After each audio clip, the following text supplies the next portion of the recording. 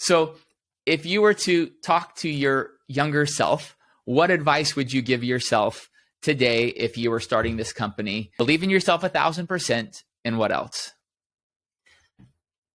Focus on the user more than your buyer.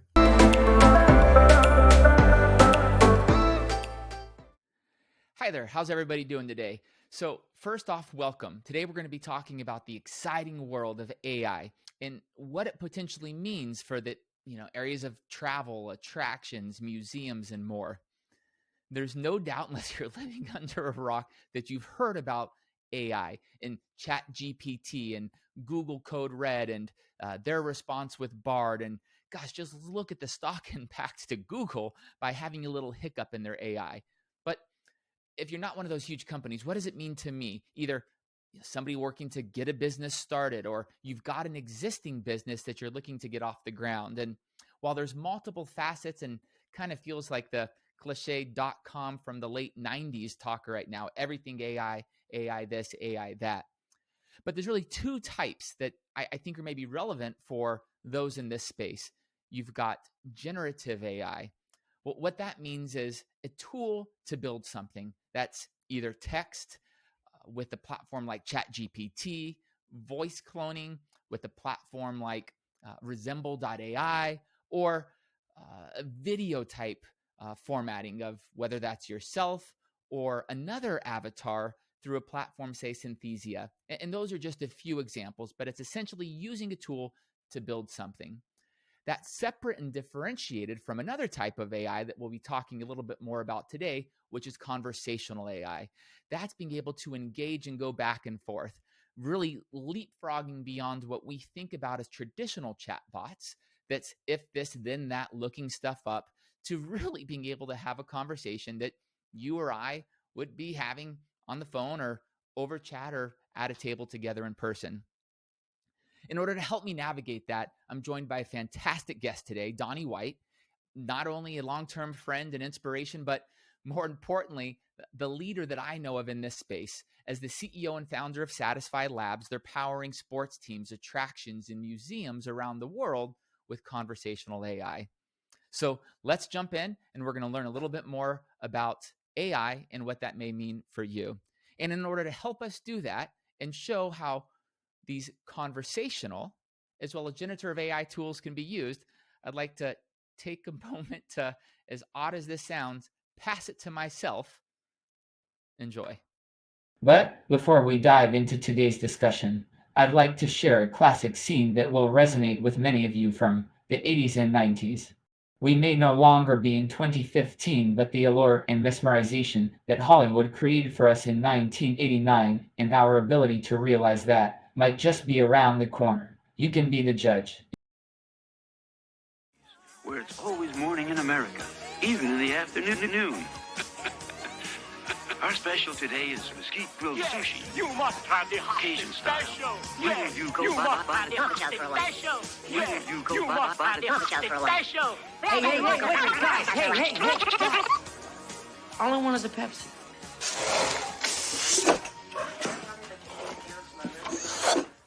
So, Donny, I have to ask you, after watching that video clip of Marty going in, trying to order a Pepsi and dealing with the conversational AI, are we ever going to get there? Is that something where my childhood dream can become a reality of being able to have a conversation and actually get delivered what I'm looking for?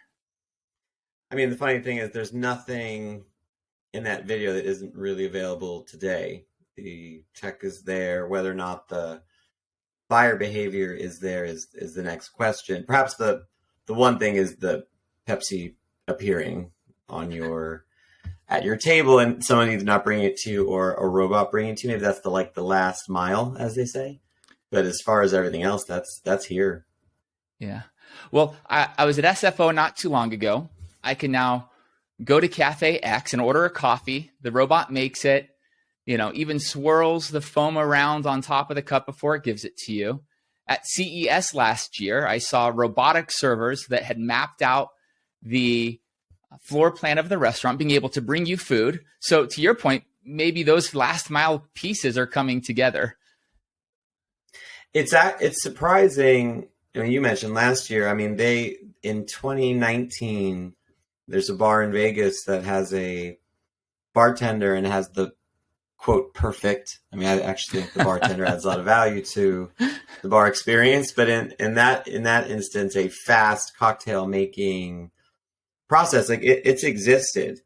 I think there are roles for the technology and for the buyer, like the one who wants a quick cocktail that's measured a certain way, and vodka soda is not that hard to make, but someone who wants an old fashioned of a certain combination and from a certain person who's a mixologist, like that's different. So tech is great, as we'll probably talk today. The adoption and where it fits is most important. Sure. So I do want to get into Satisfi and learn more about all that you're doing there, but you talk about adoption, and I can't help but think, talk about all of the noise that we're hearing in the media today. 100 million users on ChatGPT, faster than any other tech platform before. TikTok, I think roughly 9 months, Instagram, 30 months.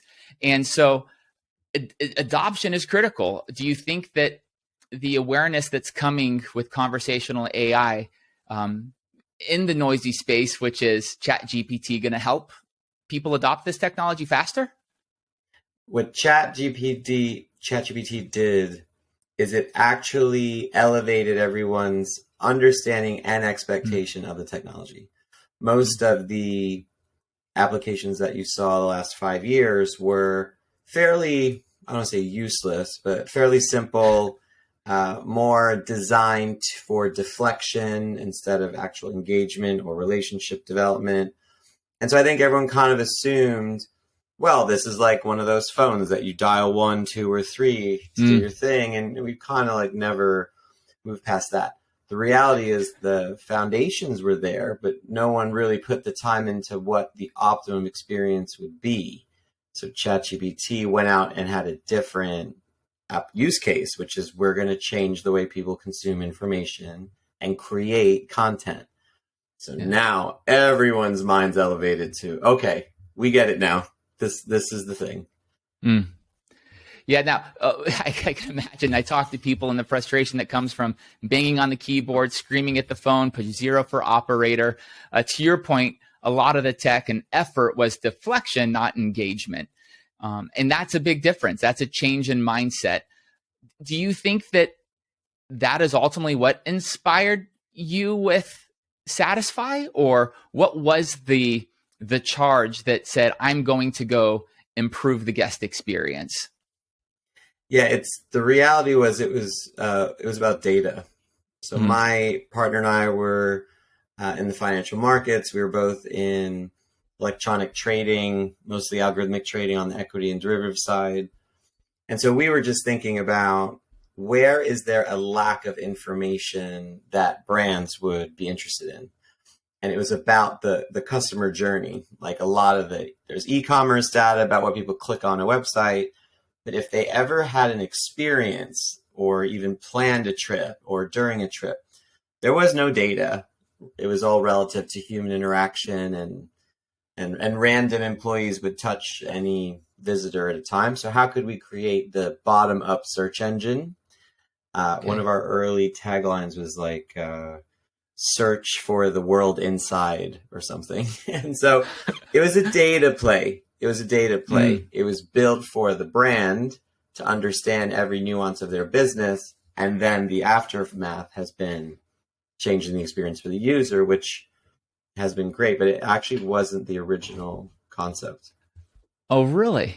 And so was it the traditional tech pivot then, or what evolved your initial concept to what it is today?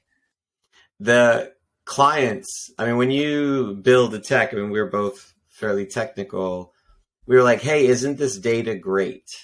And then someone's like, yeah, but this transforms how we can service our customer, our user. And I was like, well, tell me about that, because we also, when you think about search engines today, are not really always about giving you the most accurate result, because they're in the ad business, right? So they're actually making money by ad production and display. So we were in the data business, but it just turns out that by creating a data layer, it changed or transformed the experience. So the product grew from what started as simply a basic food and beverage finder. How do I find food in this big stadium? So, well, what about ticketing, and what about health and safety? And so people just kept adding layers. And so it really grew from clients. It wasn't that we had this tremendous vision beyond data. Sure. So you talk about search engines and what they were working to perform, and their focus is really, I mean, they're for-profit companies delivering ads to be able to produce revenue for their shareholders. You look, though, just yesterday, Google and Sundar Pichai announced Bard.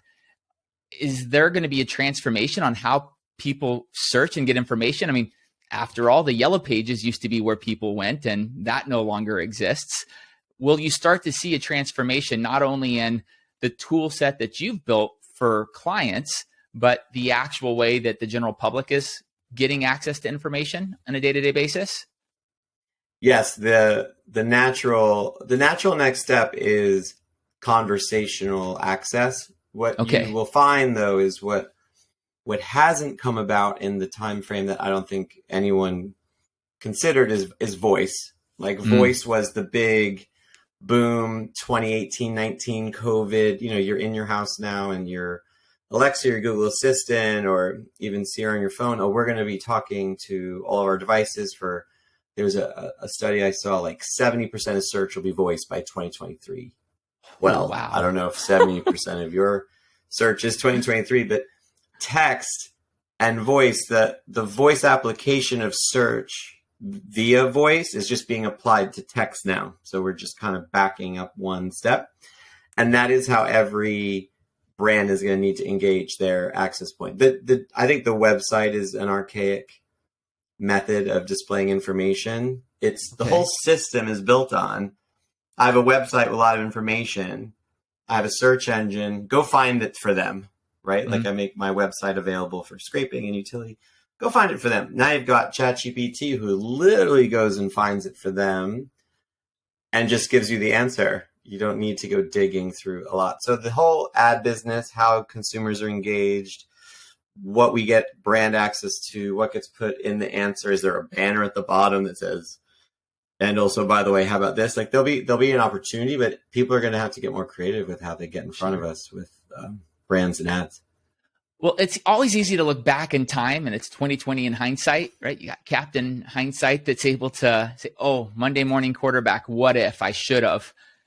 I bet a lot of people, when the internet really became to be prevalent and people started building websites, those that were, you know, the early adopters or caught the wave at the right time transformed their businesses.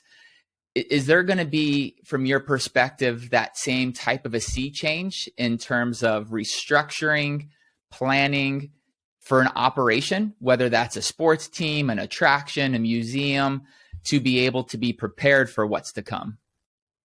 We highlight as part of our company, which, you know, the vision always grows as you get into the world adoption, but the org chart of the future will have technology as part of the staffing plan. And what I think if you think back to the first org chart ever documented is actually 1885. It's a railroad. Okay. And I went and searched it and found it because I was curious, like, where did the org chart start? Who started it and why? And a railroad said, their quote is, we need to divide the administrative duties of our business. And what they did is they put people in the administrative duty categories because that's what the resource was. Well, fast forward to now, even now. Well, do you need a marketing content creator? It could be someone who's an excellent writer. It could be someone who's able to use ChatGPT really well. So the tools available actually might shift both the people you hire, when you hire them, and what their experience is, because the average, let's say, writer might not be as good as the below average writer who's able to now use this tool most effectively. So you just start to see the way people are going to change jobs, roles, and what proficiencies we're going to seek in our hiring. It really gets the gears turning. So a future in your world could be a supervisor managing multiple AI bots that complete the function. the content bot, the graphics bot to create the personalized look and feel of the guest experience. So instead of managing people, they'll be managing, I don't want to be presumptuous here, but in your mind, virtual AI type employees? Yes. Our yeah, I haven't probably shown you some of the new stuff, but we originally conceived back when I met you this army of bots that each had expertise and ability, and they were trained categorically, and we called the role a conductor. There'd be a conductor who, like an orchestra, is kind of knowing who to call on and what to do. Now, in truth, we've built an AI conductor now who can essentially manage multiple ones on its own, but you still, to this day, human supervision is still necessary, because even products like ChatGPT, there is no source of truth. If you ask ChatGPT, what are your limitations, it will list them in a very succinct manner. And a couple of them are that it doesn't know what it doesn't know. So we still need that governance or supervision. But yes, it is like I might have a human staff stand up in the morning, and I could have an AI staff stand up in the morning. Those are going to be real things. GPT, what are your limitations? It will list them in a very succinct manner. And a couple of them are that it doesn't know what it doesn't know. So we still need that. That's probably tough for a lot of people to grasp, that you now have an employee base that is a hybrid of humans as well as automation. When you're talking to clients, does that just click? Or is there a bit of, I guess, just conservative concern or a timid response to that type of a theory that you're laying out for them? Or is it like, oh, hell yeah, I see it and let's get on board? I think the people are warming up to it. So in 2018, we were actually working with SoftBank. Sure. Now they're probably more known for the We Crashed participation of that investor in keeping them going, but they also are very forward on the robotics space. They have a 4-foot tall humanoid called Pepper, and now they're expanding into other areas of robotics. But we worked with it, and we had one at the Mall of America, and a reporter went over to it. This is during, I think, the Super Bowl activation. And they wrote an article. They said, there's a robot at the Mall of America and they will kill us all. That is literally the title of the article. And so talk about clickbait. It was, and it's the most non-threatening image you could imagine. I mean, if you Google SoftBank Pepper, you will not be afraid of this.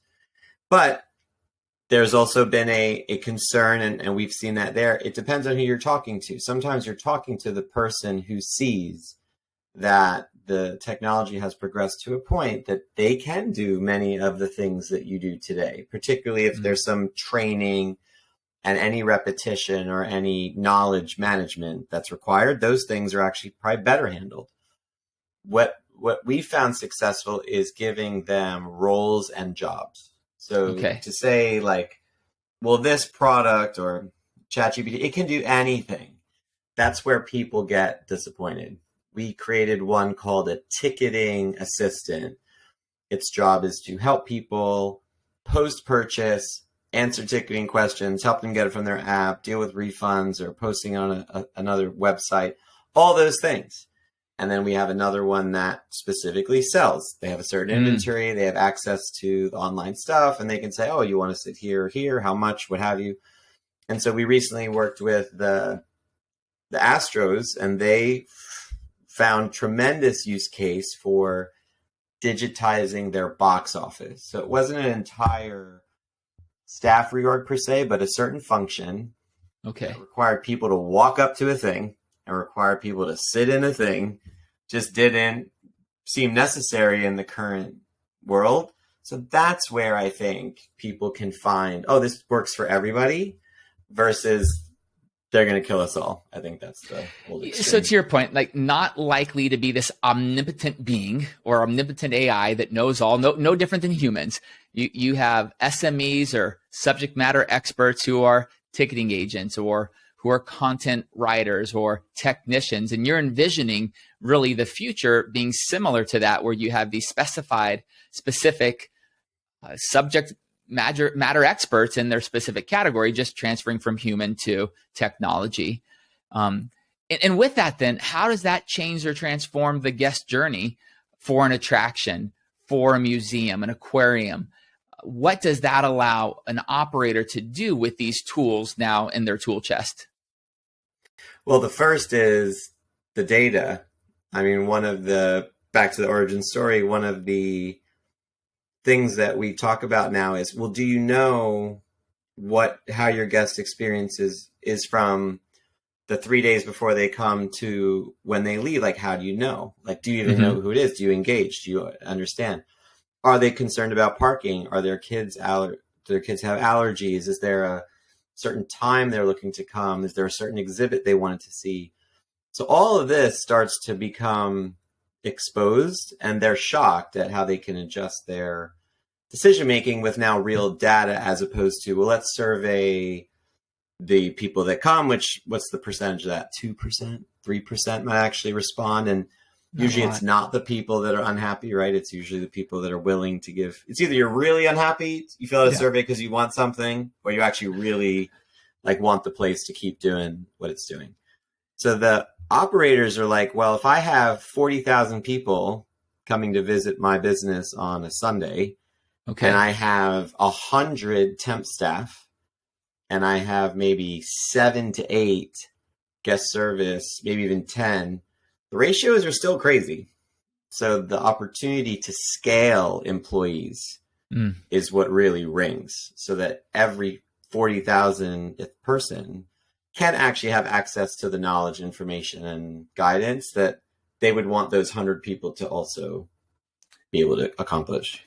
So when you talking about scaling for employees, one of the, I don't know if I'd call it controversies, but concerns, being an operator over the years, I get it. Job security, with change, there's uncertainty. Uncertainty equals fear.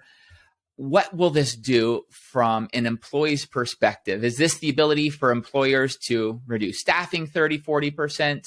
Or talk about an employee's perspective here. Is it scaling and providing more employees with more resources? Or will companies, from your perspective, see this as a cost-saving measure in the long run? It depends on the business. It's funny, whenever these conversations start, I get very careful. Because when you're talking to the CFO is like, oh, I can cut half the people. And then I usually say, well, what percentage are you understaffed now? Because it's rare that anyone is fully staffed to the consumer base that they're addressing. We actually had a spelled AXS, a ticketing company, gave us the head of the call center gave us some report, and they said that the use of these agents improved morale. I call them agents; they were AI agents, but it improved morale because the employees don't really enjoy any repetitive work either. Like I have a staff, and they're constantly making a list of things that they do that is manual and boring and somewhat mindless. And so there is a lot of that. What I would tell you, though, is just my own data. 50 to 60% of our volume comes after hours. So it's not always, it's like, well, what are you staffing for? Most people are not staffing for the current demand flow, because I statistically show you that 9 to 5 is not where 100% of the people want to access your company. It's work from home life means it could be 7, it could be 8, it could be 6 in the morning. So the whole org chart of humans or people 9 to 5 is dead. Like it is not going to work. So these agents become like a second staffing solution, either working with or in the middle of the night when no one else wants to. So it actually improves quality of life for everybody. Yeah. I think you bring up a really good point there. And I think while it's easy for the CFO, nothing against CFOs, be careful what I say now. We have a CFO. Yep. Everybody's good. Looking to be cost conscious and conservative and reduce expenditures. But I really say, listen, sorry, Zach, we're not living in the metaverse tomorrow. I'm not worried about the matrix taking over our lives. We're still humans living in a 3D world. And it really seems, to your point, if the tool can augment the human experience to enrich it, then you're freeing up your crew to actually enhance guest experience and do things person to person, one to one, which, if done right, seems like it would help drive share of wallet and additional spending and revenue. Not even getting to the point that you talked about, which is now extending your hours, your reach, and being able to get people outside of a traditional, say, 9 to 5 window. And I feel operators that view it from that standpoint will be more successful than those that are just like, oh, I can reduce staffing and cut costs, etc. It's kind of, I'm going to save my way out of it or grow my way out of it type of a mindset. Yeah, you'll see that whatever standard has been created for customer experience, it's really rare that you'd find every single consumer to say it's optimal. Like, there's nothing more this brand could do to make me buy more. Like, that's super rare. Yeah. So yes, if you cut out this layer and you have this incredible staff, like what we've seen is now the staff are able to spend more time on maybe a complex situation. Maybe it's a VIP, maybe it's a really, packaging things together that normally would not be packageable because of time and effort now are. So it's just going to raise the bar of who's leveraging this tech and still using their human capital. I think, to your point, just cost cutting alone just seems short-sighted. Yeah, I really think so. I mean, and to that point then of the value it can create for the guest experience, without getting sales pitchy of, Satisfi does this or Satisfi does that, just from your perspective, I'm sure you've got hundreds, if not thousands, of guest stories or experiences that you could kind of call back and reflect on to, one, feel good about the work you're doing, but also as a real salient example of the power of these conversational AI tools. Can you give me one of those examples to you that just is really meaningful and makes you feel good about the work that you, your founders, and your team have been doing? Yeah, there was, so our first client was the New York Mets. We were in New York, so it was not a bad first client. Quick train ride. But there was one very early days, and then it progressed from here. But we had someone, and this is a very baseball fan kind of story. Someone was like, there's a certain inning where they cut off the alcohol intake, but I believe there's some sweets or something that you can still partake till a certain time. There's like certain levels of ability based on what suite you're in. There's either access to a certain beer or time. It's important that it was an elevated thing. And so the person was talking to our system and asking about like what could they do to either, I think it was get a special kind of drink or something. And it wasn't available anywhere but like in this suite access. And the conversation went down, and the fan was able to find their drink that they wanted and learn that they did have access to it based on their ticket. Oh, wow. The person was so excited, they asked it out on a date. They basically were like, hey, if you're not busy, then why don't you meet me, after the game? I'd love to reward you. And there was no like identity sharing. It didn't come off one way or the other as far as anything to actually warrant that. But the person was just so grateful. They were like going to take it on a date. So when you see something like that, and I'd say the second thing is we've been shocked. I've been shocked just in general. I have a lot of friends in the business with the usage. Like literally, and you can go to Hamilton's website or any of these shows that, or even pretty much any major sports brand, it could say tickets in big letters on the left. And our chat could say just chat. And people will click on the chat and ask, how do I buy a ticket? 50% of all our flow is how to buy something. 50%. Wow. And it doesn't say click here to buy. Very rarely. Some clients do that. It's like 10 out of 400, but it just says chat. And here it Okay. says tickets. Chat, how do I buy tickets? So the behavior of just wanting a question to be answered to do something, that has never made sense to me, at least, except now I see it as consumer behavior as opposed to my logic tree, which is it says tickets, click tickets. Mm-hmm. It's just not the preferred method. I think ChatGPT's usage also validates that. It's not the preferred method. Right. Yeah. Now that, I mean, brings up great, I guess I'd call it strategic planning conversation for an attraction in-person experience when they're now starting to assess.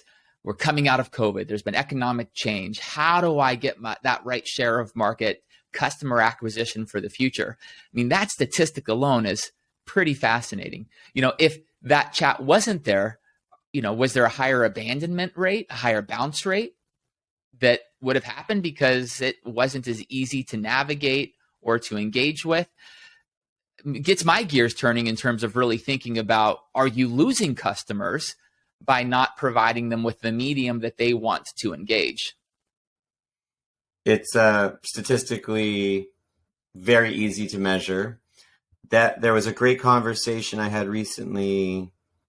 I was out at a ski event and talking to people at ski resorts, and that's obviously very popular sport in the country. It's beautiful experience, all kinds of things to do. Sure. But there's a lot of people that are measuring guest experience by what they know. So how many calls come in? How many emails do we get?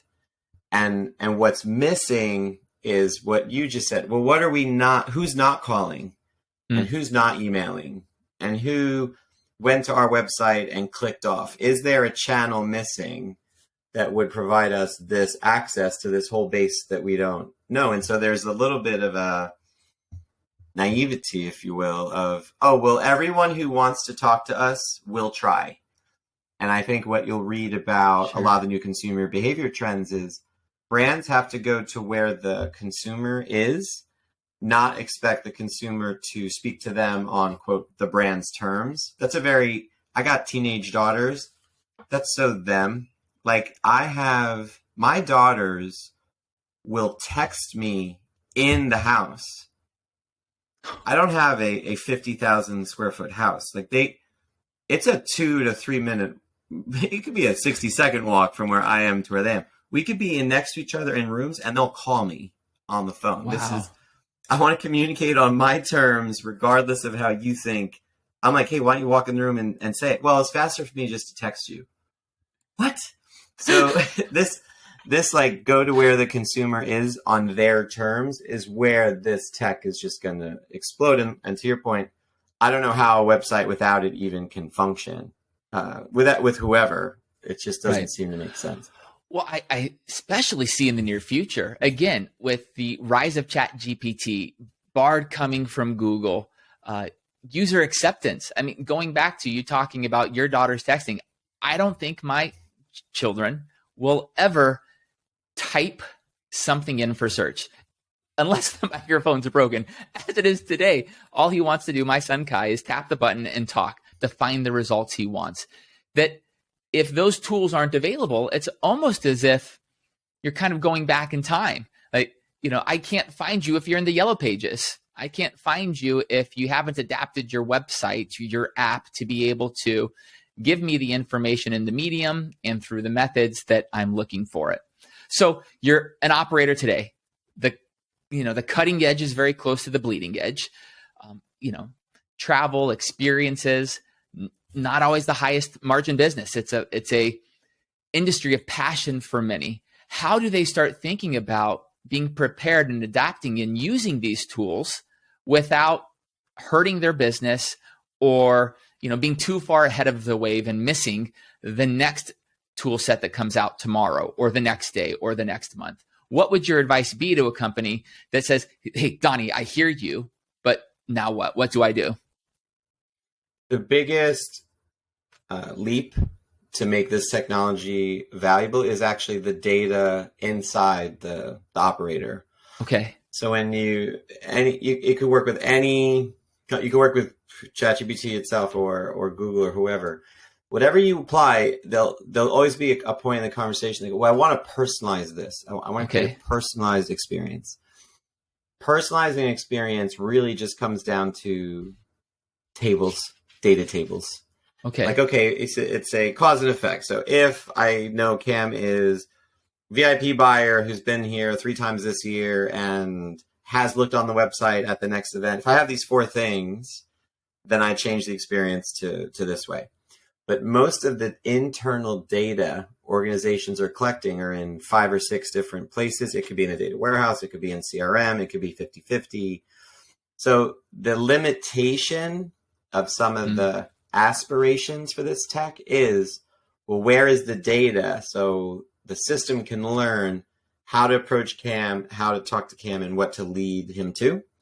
That's the gap. So when people say, well, I just expected it to know, sure.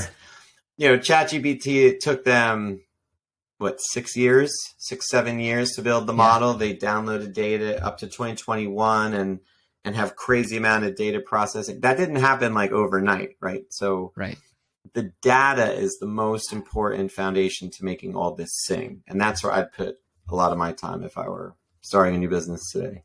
Well, I'm going to come back to that, starting a new business today, because I have my own selfish questions around that. But you start to open Pandora's box that leads to a question that I've got for you around personal privacy, right? You've got, HIPAA within the insurance industry, PCI within credit card processing and data security. Being relevant, being personalized seems a critical aspect for this conversational AI to really be effective. How the heck are you going to do that while still maintaining privacy, which is a huge concern, I think, for many. Although everybody puts everything out there for Facebook, on TikTok, and the rest of their lives, is there an aspect of privacy or control that will impede or hurt the adoption of AI? Yes. One of the challenges now is that because you are not willing to tell me enough about you, I'm not able to customize your experience. But you see a lot of websites now that force you to put in your name and email first. Like before you even talk to us, we know who you are. Yeah. That's a way for them to access the CRM and try to do something for you. We have a saying inside our walls that says, earn the user's trust so they will tell you who they are. Like the privacy becomes a user choice. It should always be a user choice. But I don't think there's been a real technology application that has made an experience so elevated that I would tell you more about me. So I always talk about, I'm always talking about Jarvis and Tony Stark. Like Jarvis knows everything about Tony Stark, therefore it can provide all kinds of ideas and concepts because it knows. So I think this trying to use clicks and activity and other stuff and say, well, I know who you are, Cam, even though you haven't told me, that's not going to work. Like and look at Apple and all the stuff. So, well, your point back to Jarvis is just so funny. I think where people get scared, myself included, is I don't want to be bombarded with the junk mail, with the cart abandonment email. Obviously, there's some level of effectiveness there, which is why they're doing it. But I think that perpetuates a lot of that concern around giving information. Whereas Jarvis, you are a tool that's adding value in my life. And if a company is able to build that level, keyword you said, trust with their customers, that the information that I'm gathering for you is to deliver you pertinent, relevant information, not blast you with junk mail and more ads, that would be a transformational step for a company. Risky relative to what are my conversion rates today, revenue coming in, conversion. But as AI advances, it seems like we're on the cusp of that being able to become a reality, which is pretty damn exciting. Yeah, I mean, Jarvis, you think about, I'm getting bombarded with so many things people think I want, but I could also, and I show this in a lot of people's data, people will tell you what they want. Yeah. If you create the right, like if you're listening, and this technology enables listening. And right now there's no other way to truly listen to what the consumer has to say And I think that will just shift. Unfortunately, some people are listening, but still blasting. Like it's like a conversation. It's a typical fight with my wife. Like I'm talking and she's talking, but her words I've muted because my words are more important. And so I think that's still a disconnect. Conversational marketing is a new term that you'll see a lot that is starting to shift that way, but it's not quite there yet. Well, Donny, I've learned and I've continued to try to live by this: happy wife, happy life. So not to give my own advice back to you here, but it's what I'm working towards. So as that technology evolves, how is that going to push the boundaries of the guest experience? The expectation will create a lot of access to how to make it better, improved, and also to save it. Like I think there's a constant opportunity to, oh, well, this person's expectations are not being met. How do I fix it, resolve it, adapt to it? Like that doesn't really exist now. Like there's a struggle with it. So there's examples where by listening to the guest's inquiries, it might be about some things you don't have. Let's say you're running a restaurant and this technology is applied and people keep asking for a certain type of salad or a certain type of fish. And they're like, oh, wow. So how else would I know the demand for a thing I don't have? That's where this becomes totally transformational because most people are only measuring what they do have. This technology enables you to measure what you don't have and the user wants. Those gaps, that's a good word, are what's, I just think, a game changer. And I'm fascinated to keep reading and seeing how many times people will tell you what they want, whether you have it or not. I also have to imagine as you start talking about that, the gaps, and it goes back to personalized and relevant, that has to transform the ability to provide access to people with different needs by being able to talk in their medium, put the, text in their medium, graphics in their medium. Will this help transform accessibility to attractions that may otherwise been kind of walled off to others? There was a great use case in COVID where we had worked with a zoo, and the zoo said, hey, could you apply this technology to animals? And so we created something called the Animal Finder. I believe it was Zoo Atlanta. And it sounds simple. It's not. It actually understands like 150 species or something. But what they said is that the paper maps were not written. I don't know if it's them or someone, because I don't want to speak on Zoo Atlanta. But let's just say the paper maps weren't all written in Braille. And so their idea was that because now once you conversationalize something, you can access it via voice, like that's just part of it.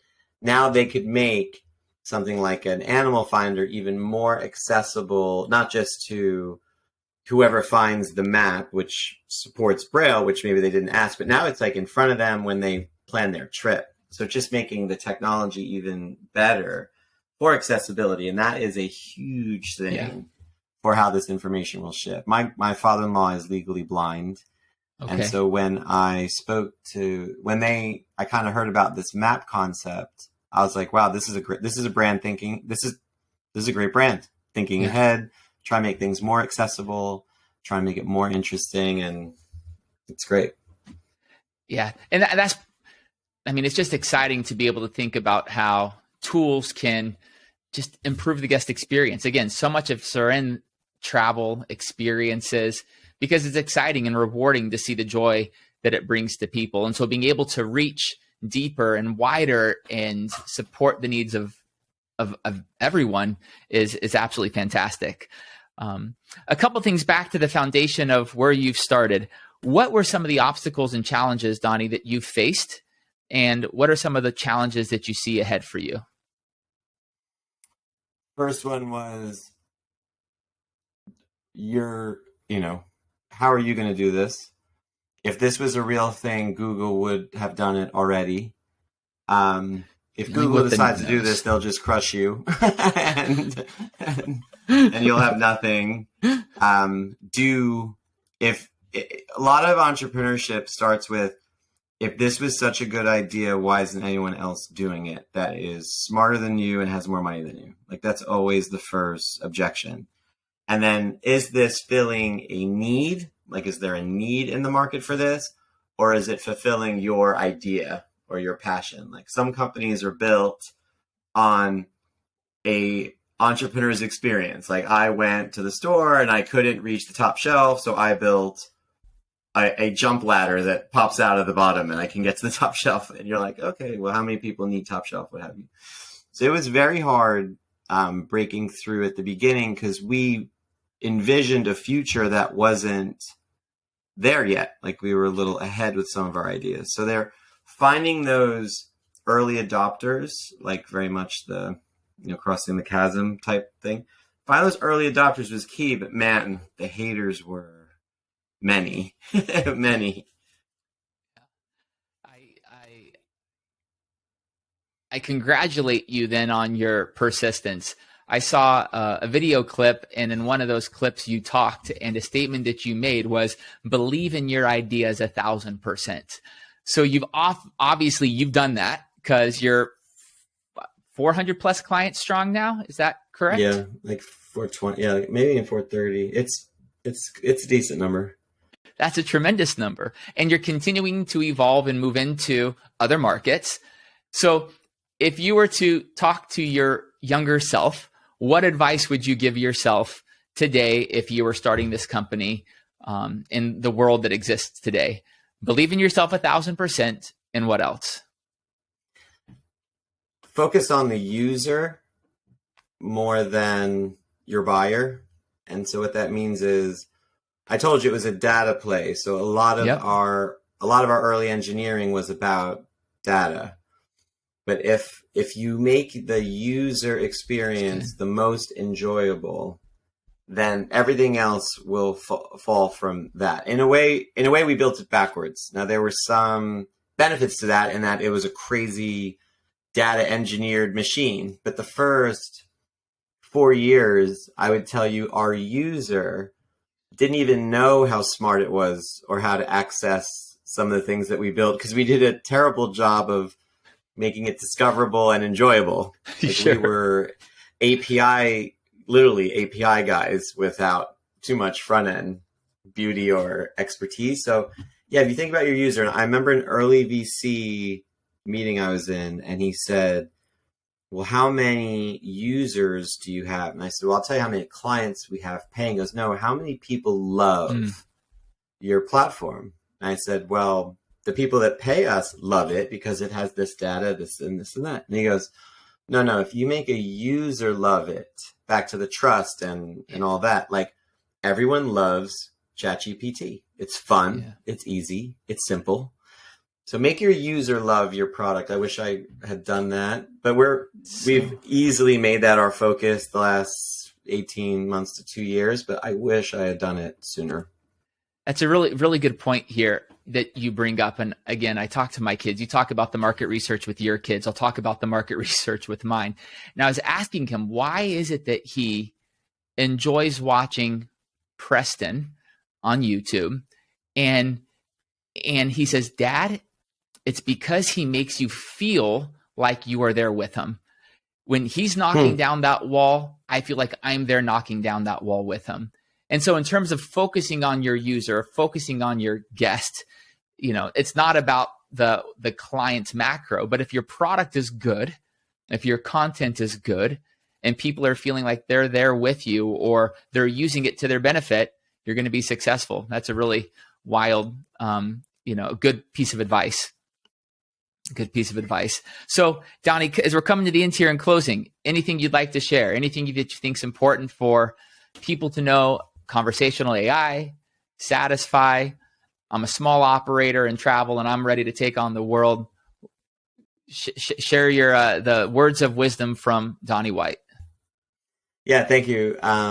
Appreciate today. Yes, would love to talk to anyone who's interested, even in just our ideas. We swap ideas all the time. Some of our best meetings have nothing to do with a potential sale or partnership. It's just learning and understanding what challenges people have, what staff look like 2 years from now, and how does that work. think one piece of advice is a lot of people are focused on ChatGPT.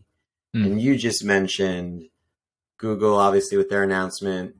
We have a relationship with them from investment, obviously, so we know them decently. This is just the first. Yeah. This is not the be all end all. So there are all these conversations of, I received a call the other day. How do I just get me some ChatGPT? It's almost like, just get me Pepsi or get me a sandwich. Like my owner says, I have to get it in here somehow. Can you just get it in here? Yeah. And just, there's a little bit of patience here, because if you read anything about Google's, it's going to have a different use case. There's a lot of different things they're putting in about what the experience is like and what the goal is and what the application is. So although we're at the first big break in this tech, there will be a very quick movement of other options. And just make sure what you're kind of investing in is what you need, not just what's popular or in the news. Those are kind of two different things, I think. I think that's important. I know I turned it over to you to kind of give some closing thoughts on your end, but I just have to comment to that. I couldn't agree more with you. It's really easy to look at that shiny object and say, oh, I need the ChatGPT, or, oh, I need Google Bard. But one of the things that you bring is experience that's specialized in the niche of travel, experiences, attractions, and being able to work with somebody that understands what you're trying to accomplish, and the focus and the importance of the guest journey, as opposed to that just big, popular name, I think is really important. And I think it can't be understated how important that is, to work with people that understand what it is you're trying to do around the complexities of experiences. So very, very good point. Well, Donny, I thank you so very much for your time today, and look forward to staying in touch, seeing where this journey takes you. It's been a hell of a ride since we met, I think back in 2015. First time we met, I had nothing. I pretty much had nothing back then. Well, it's great to see the 400 plus customers and, and all the work that you're doing. I've been living vicariously through you, and, can't wait to, in my own journey, go through some of those trials and tribulations and all, and look forward to staying in touch. And hopefully, as your business evolves and the platform that you're building continues to transform, be able to share and learn more of that along your journey too. Great. Thank you. And always a pleasure, and excited to see what you're doing now and next as well. Yeah, cool.